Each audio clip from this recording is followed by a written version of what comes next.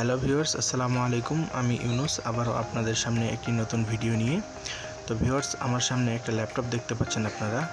তো এই ল্যাপটপটার প্রবলেম হলো ল্যাপটপটার ডিসপ্লেটা ভেঙে গেছে। তো আজকের ভিডিওতে আমরা দেখব কিভাবে ল্যাপটপের ডিসপ্লে চেঞ্জ করে।